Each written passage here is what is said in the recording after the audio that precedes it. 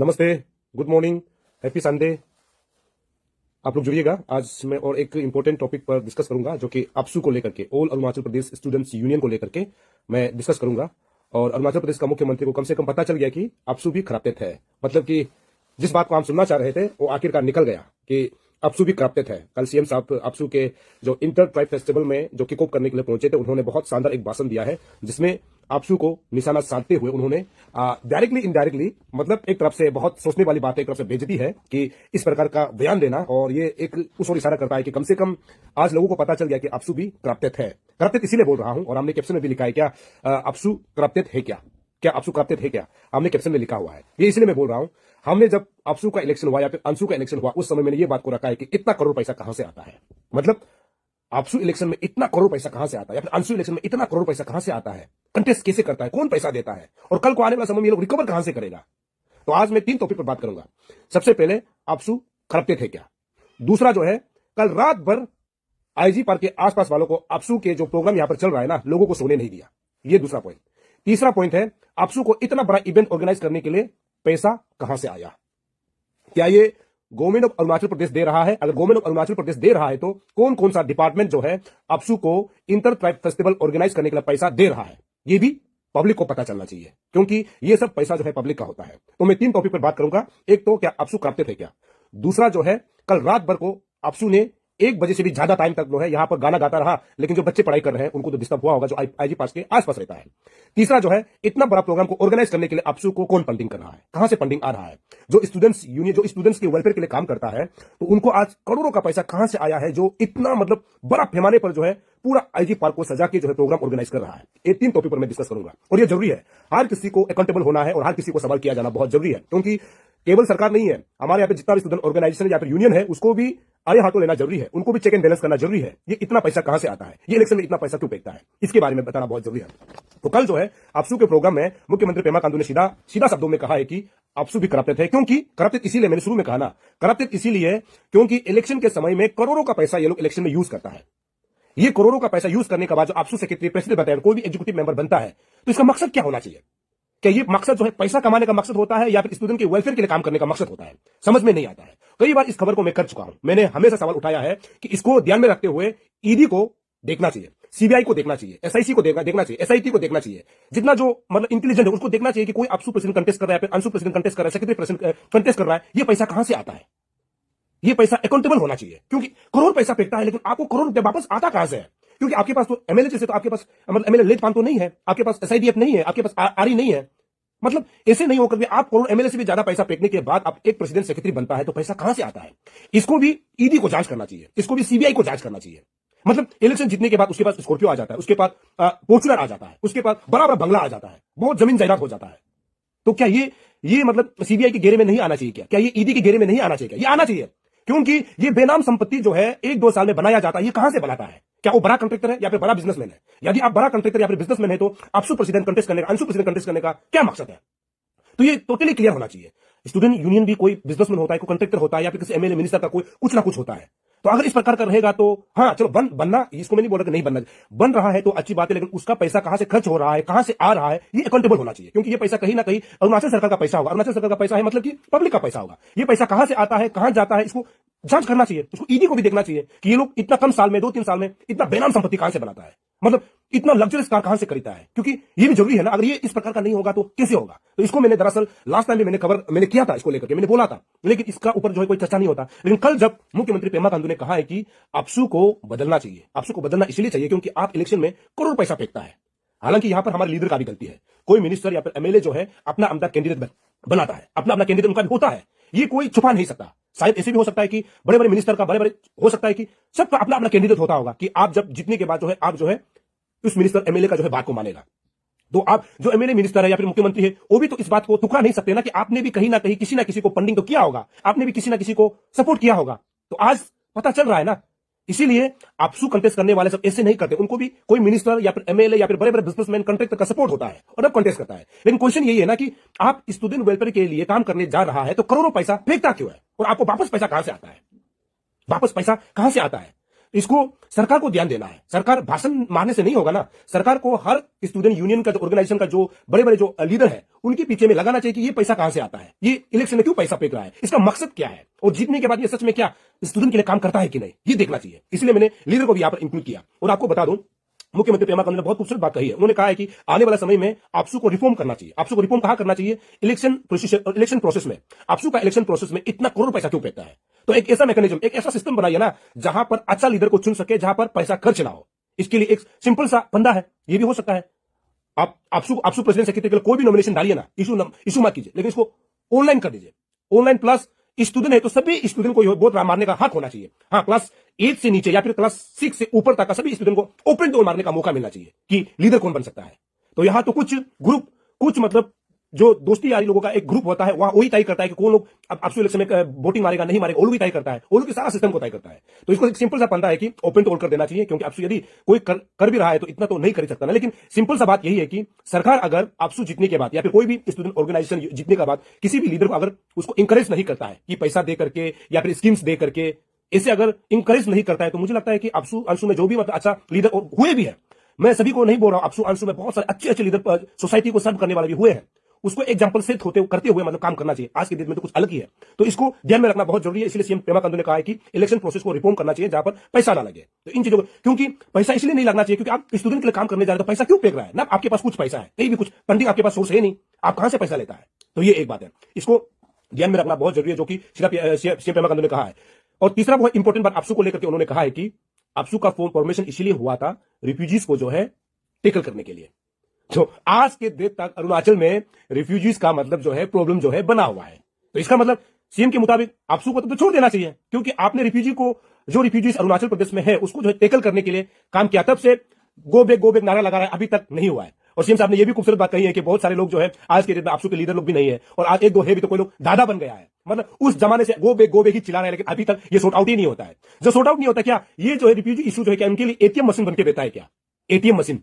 तो ये कौन सा इशू है जो 1972 से अभी तक जो है सोल्व नहीं हो पा रहा है। सीएम पेमा खांडू ने कहा, मतलब बहुत सारे लीडर हुए हैं, आज कोई लोग तो नहीं हमारे बीच, कोई लोग दादा बन गया, लेकिन ये इशू जो है खत्म ही नहीं होता है। ये क्या इशू है जिसके लिए आपसू फॉर्म हुआ, आपसू का फॉर्मेशन हुआ, जिस प्रकार सीएम पेमा खांडू ने कहा है। तो ये एक है कि आपसू का फॉर्मेशन इसलिए हुआ था रिफ्यूजीज को टेकल करने के लिए, लेकिन आज के दिन तक ये इशू जो है पेंडिंग है। ये मेरा पहला टॉपिक आज का लेकर के। दूसरा टॉपिक ये है, कल मैं 11 बजे, करीब 11 बजे 11:30 के बीच में आईजी पार्क को विजिट किया था। आप सभी को पता होगा आपसू यहां पर इंटर ट्राइब फेस्टिवल ऑर्गेनाइज कर रहा है, जो कि 6th एडिशन है। लेकिन बहुत अच्छी बात है कि हमारे ट्राइब्स को जो है एक दूसरे का कल्चर दिखाने का यहां पर मौका दिया जा रहा है। ये बहुत अच्छी बात है, जो कि अलग अलग डिस्ट्रिक्ट से लोग आकर के यहां पर अपना पार्टिसिपेशन दिखा रहा है, अपना कम्युनिटी को, अपना जो है जो परिवार है उसको, यहां पर जो अपने अलग अलग ट्राइब्स के जो कम्युनिटीज है उसका जो अपना कल्चर को यहां पर शो दिखाया जा रहा है, जो कि अच्छी बात है। लेकिन कल मैंने देखा कि बहुत सारे अंडर एज यानी 18 से बिलो लड़की लड़का रात को जो है वहां पर शराब के नशे में आईजी पार्क में घूम रहे थे। आप तो एक तरफ अपना कल्चर को आगे बढ़ा रहा है, ये अच्छी बात है, तो दूसरी तरफ जो है जो अंडर एज जो हमारा बहन है या फिर भाई है, जो आज के डेट में रात को शराब पी करके आईजी पार्क में रात को घूम रहा है, जिसका जिंदगी एक तरफ से हम लोग ये भी बोल सकते हैं कि गलत डायरेक्शन में जा रहा है, तो इसका रिस्पॉन्सिबल कौन लेगा।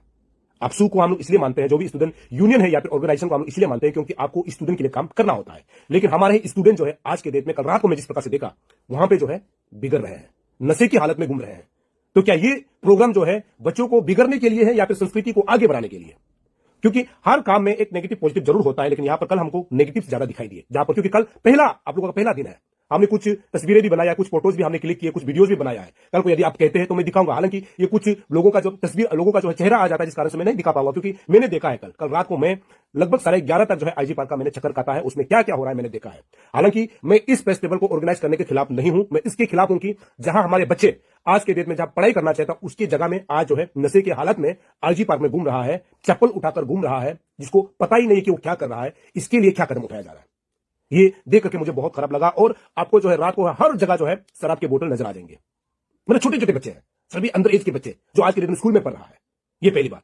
इसके लिए मैं जिम्मेदार ठहराऊंगा जो डिस्ट्रिक्ट एडमिनिस्ट्रेशन, डीसी, एसपी, आप ड्यूटी कर रहे होंगे, मैं बिलीव करता हूं, लेकिन आपको कुछ कुछ चीजों को प्रतिबंध लगाना चाहिए। प्रतिबंध आप समझ रहे होंगे, कुछ कुछ चीजों को वहां पे रोक लगाना चाहिए, जैसे कि ओपनली शराब पीना, कुछ मतलब जो हम बोलते हैं जो सिगरेट वगैरह जो है सेवन करना, ऐसी चीजों को अगर कंट्रोल किया जाएगा ना, हमारे बच्चे सेफ हो सकता है। हर दिन हर महीने, हर सप्ताह, हर साल जो है कुछ एनजीओ है जो मतलब हमारे बच्चों को ड्रग्स के लत से जो है दूर भगाने के लिए, शराब के सेवन से दूर भगाने के लिए, सिगरेट के सेवन से दूर भगाने के लिए कोई लोग दिन रात काम कर रहा है, पुलिस डिपार्टमेंट काम कर रहा है। लेकिन यहां तो दिन धारे हो रहा है, रात भर चल रहा है। तो इसके लिए क्या पुलिस डिपार्टमेंट या फिर डिस्ट्रिक्ट एडमिनिस्ट्रेशन जिम्मेदार नहीं है क्या? क्योंकि आप पुलिस डिपार्टमेंट, आप खुद जो है ड्रग्स को जो है दूर रखने के लिए, ड्रग्स के लत से हमारे लोगों को बचाने के लिए, शराब के नशे से बचाने के लिए आप लोग दिन भर काम करते हैं। लेकिन आईजी पार्क में तो मैंने कल देखा, मुझे बहुत बुरा लगा। मैं एज ए अरुणाचल का सिटीजन, मुझे बहुत बुरा लगा, और एज एक न्यूज रिपोर्टर मुझे बहुत खराब लगा। हालांकि मैं बार बार इस बात को जिक्र कर रहा हूं कि जो इंटर ट्राइब फेस्टिवल चल रहा है मैं उनके खिलाफ नहीं हूं। जहां हमारे बच्चे बिगड़ रहे हैं मैं उनके खिलाफ हूं। तो इन चीजों को डीसी कैपिटल और एसपी कैपिटल को ध्यान में रखना चाहिए। अगर आपको समय मिलता है तो आप भी दौरा कीजिए, आपको पता चल जाएगा कि सच में क्या हो रहा है। वहां हम अपना संस्कृति को, अपना खान पान, अपना रहन सहन को हम आदान प्रदान करने के लिए जाते हैं, लेकिन वहां जो हो रहा है मुझे लगता है कि बहुत खराब हो रहा है। हमारे बच्चे जो है बिगड़ रहा है। तो आप सभी को यह भी पता है, ये तो कुछ यूथ के बारे में जो कल मैंने देखा है, जो अंडर एज यानी 18 ईयर्स से भी बिलो है। उसके बाद आप सभी को पता है एग्जाम चल रहा है, एग्जाम चल रहा है। तकरीबन 11:45 को मैं वहां से निकल जाता हूं, उसके बाद घर पहुंचता हूं 1 बजे। तो मैं तो लगभग 1:30 को सो गया था। 1 बजे तक गाना बज रहा है आईजी पार्क में फुल साउंड के साथ। क्या ये नॉइस पॉल्यूशन नहीं है? क्या ये नॉइस पॉल्यूशन नहीं है? क्या इतना नॉइस पॉल्यूशन हो रहा है उसमें आईजी पार्क में? चलिए, गाना गाना आपके ऊपर डिपेंड करता है, म्यूजिक बजाना आपके ऊपर डिपेंड करता है, लेकिन आपको यह भी ध्यान देना है ना कि आपके आस पड़ोस में कोई ऐसे भी बच्चे होंगे जो एग्जाम्स के लिए पढ़ाई कर रहा है। जब हम स्टूडेंट्स यूनियन की बात करते हैं, ऑर्गेनाइजेशन की बात करते हैं, आप स्टूडेंट के लिए काम कर रहा है या फिर उनके विरोध के लिए काम कर रहा है?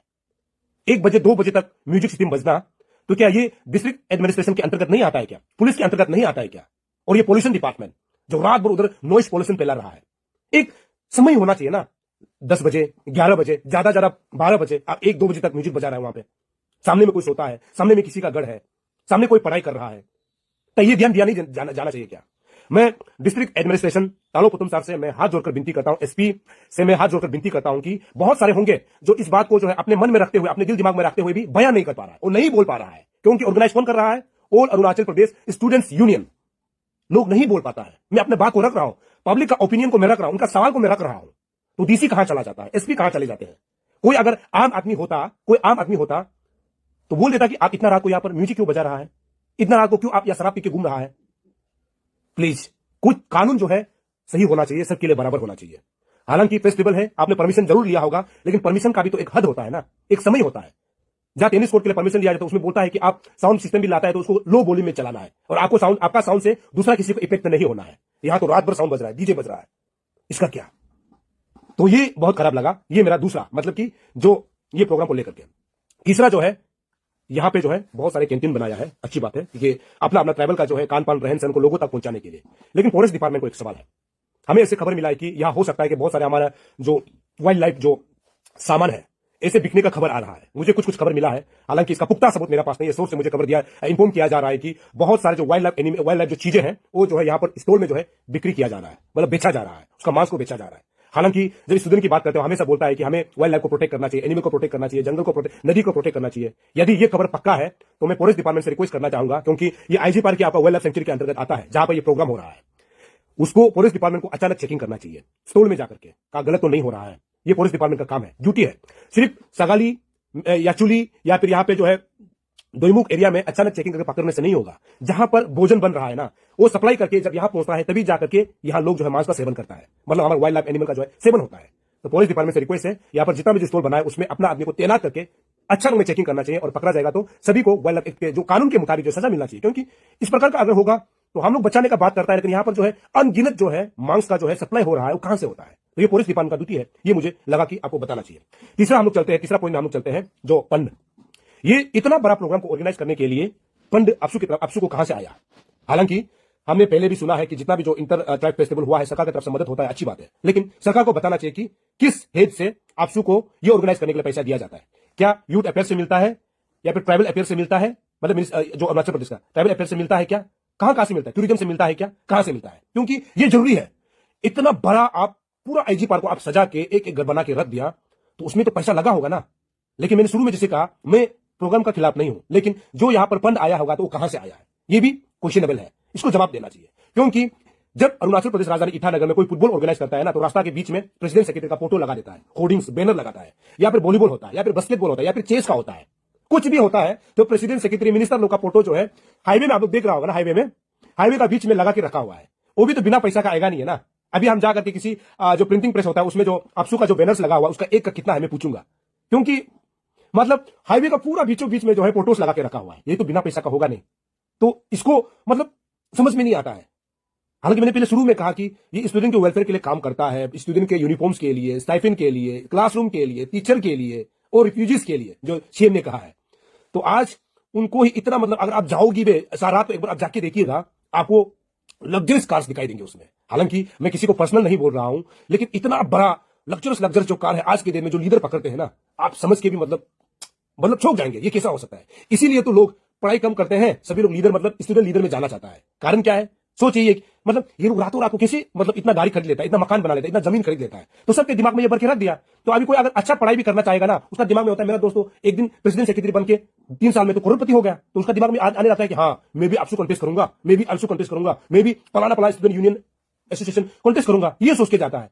तो इसको गवर्नमेंट को देखना चाहिए। ये सब कुछ जो है सरकार के ऊपर डिपेंड करता है। सरकार के ऊपर क्यों डिपेंड करता है, क्योंकि सरकार के खिलाफ जब बंद किया जाएगा बोलता है ना, उस समय सरकार जो है पीछे दरवाजा से यूनियन ऑर्गेनाइजेशन एसोसिएशन के लीडर्स को पीछे दरवाजा से बुलाता है, उसका बाद कोलोप हो जाता है। तो सरकार इसमें आपका भी बराबर का जिम्मेदार है, क्योंकि आप ही ने उसको इंकरेज किया हुआ है। बंद कॉल करता है, करने दीजिए। अगर बंद कॉल करके अगर समाज के लिए अच्छा काम होता है तो पब्लिक भी तो सपोर्ट करेगा।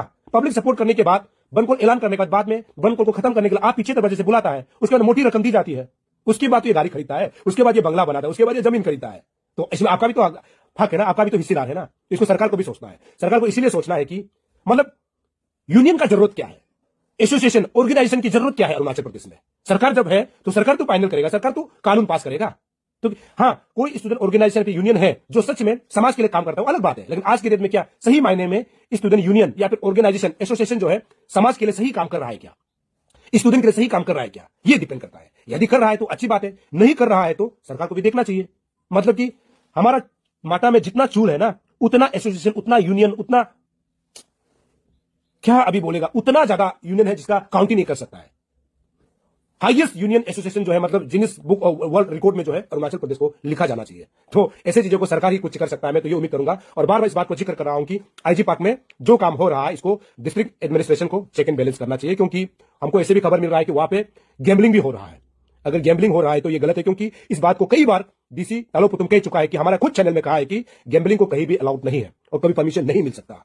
तो ऐसे चीज भी हो रहा है, ऐसे हमको खबर मिल रहा है। तो ये खबर को डीसी साहब तक पहुंचा देने से अच्छा है, ताकि हमारे बच्चे बिगड़ने से बच जाए। हालांकि मैं बार बार इस बात को जिक्र कर रहा हूं कि इंटर ट्राइब फेस्टिवल को मैं बिल्कुल विरोध नहीं करता हूं, लेकिन उसमें जो काम हो रहा है इसको भी चेक एंड बैलेंस करना बहुत जरूरी है, क्योंकि हमारे बच्चे वहां जाकर के बिगड़ रहे हैं। और आज के दिन में बच्चे पढ़ाई कर रहे हैं, बच्चों को डिस्टर्ब ना करें। आपका प्रोग्राम का एक समय निश्चित होना चाहिए। इसको कौन तय करेगा, डिस्ट्रिक्ट एडमिनिस्ट्रेशन, पुलिस डिपार्टमेंट इसको तय करना चाहिए। आप परमिशन ले लिया तो सुबह का 2-3 बजे तक साउंड बजने से तो नहीं होगा, आसपास में कोई तो रहता है ना, उसको भी ध्यान में रखना चाहिए। तीसरा जो है, ये जो है पूरा इवेंट को ऑर्गेनाइज करने के लिए फंड कौन दे रहा है, सरकार को बताना चाहिए, या टूरिज्म डिपार्टमेंट, यूथ अफेयर्स या फिर ट्राइबल अफेयर्स जो भी है, या फिर अपसू को बताना चाहिए कि ये फंड कहां से आया, या फिर आप लोगों ने खुद डोनेशन करके ये प्रोग्राम ऑर्गेनाइज करवाया क्या। आने वाला समय में मैं खुद इस केस के ऊपर छानबीन करूंगा और मैं आप सभी तक दूध का दूध, पानी का पानी पहुंचाने की कोशिश करूंगा। तब तक के लिए सभी को शुभ संडे, मुझे इजाजत दीजिए। नमस्कार।